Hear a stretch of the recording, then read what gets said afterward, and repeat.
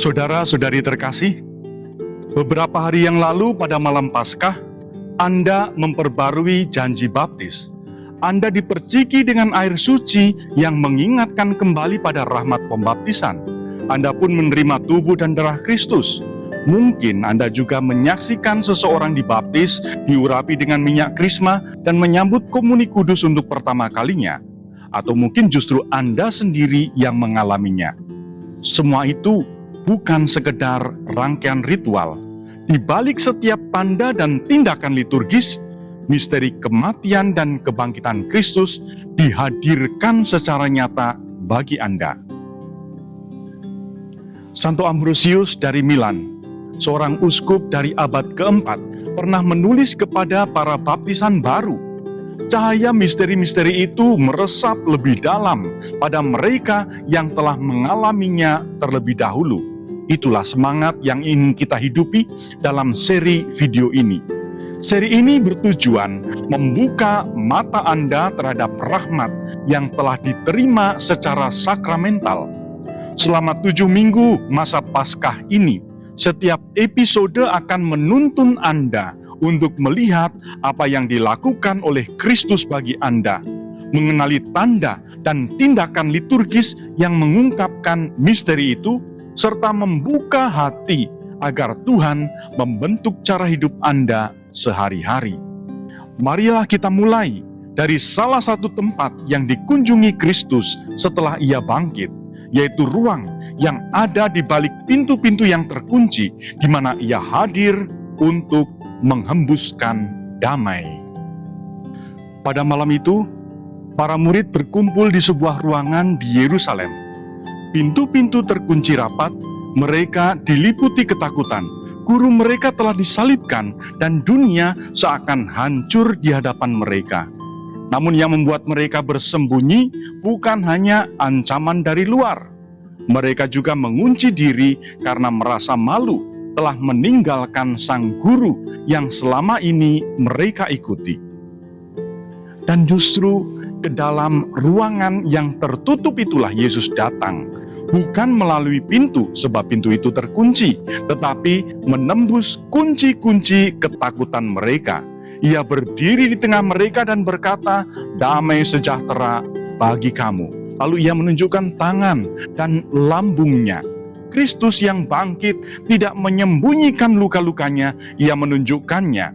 Luka-luka itu bukan tanda kekalahan, melainkan tanda kerahiman. Bukti bahwa ia telah menanggung segalanya dan bahwa cintanya lebih kuat dari kematian. Injil Yohanes mencatat bahwa Yesus menghembuskan nafas kepada mereka dan berkata, "Terimalah Roh Kudus. Jikalau kamu mengampuni dosa orang, dosanya diampuni." Nafas yang sama yang menghidupkan Adam dari debu tanah, kini menghidupkan kembali para murid yang mati oleh ketakutan dan rasa bersalah. Dan nafas itu tidak berhenti di ruangan atas tempat para murid pertama berkumpul. Nafas itu terus berhembus sekarang, hari ini, setiap kali seorang imam mengucapkan kata-kata absolusi.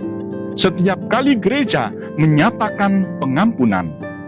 Kristus yang bangkit sedang memasuki ruang-ruang yang terkunci dalam hidup seseorang. Mari kita lihat liturgi Ekaristi dengan mata yang baru. Perhatikanlah saat imam merentangkan tangannya dalam setiap misa.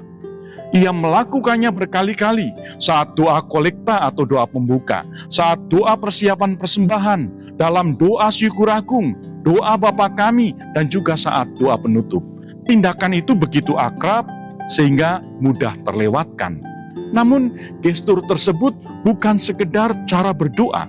Tangan-tangan yang terentang itu adalah tangan Kristus yang menjangkau masuk ke ruang-ruang terkunci dalam hidup kita.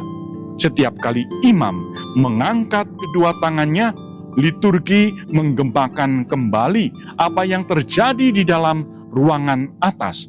Kristus hadir, menembus ketakutan, menawarkan damai. Perhatikanlah Saat yang paling dramatis ketika imam mengangkat hosti dan berkata, "Inilah anak domba Allah yang menghapus dosa-dosa dunia." Apa yang Anda lihat saat itu?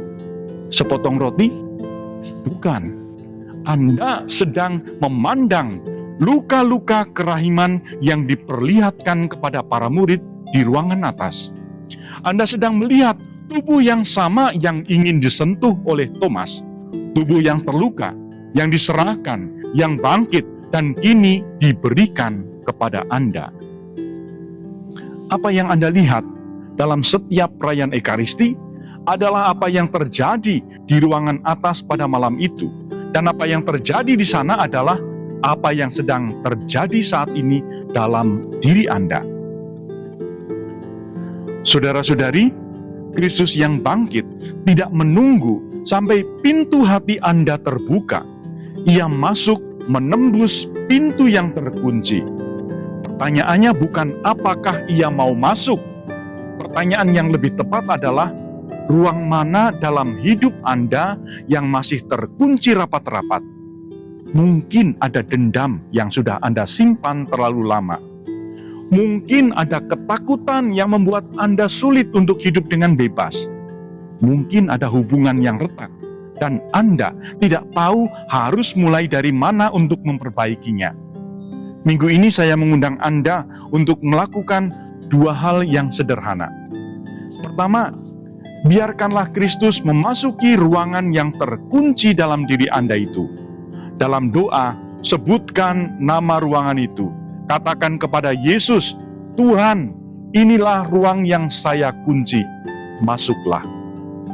Kedua, lakukan satu tindakan kerahiman yang konkret terhadap seseorang yang pernah menyakiti Anda atau yang pernah Anda sakiti. Teleponlah dia, kirimkanlah pesan singkat atau permintaan maaf. Sesederhana apapun, tindakan-tindakan kecil ini mewujudkan salam damai. Kerahiman bukanlah perasaan.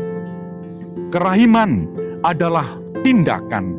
Dan tindakan kerahiman yang pertama adalah membiarkan Kristus masuk ke ruang-ruang yang terkunci dalam hidup Anda.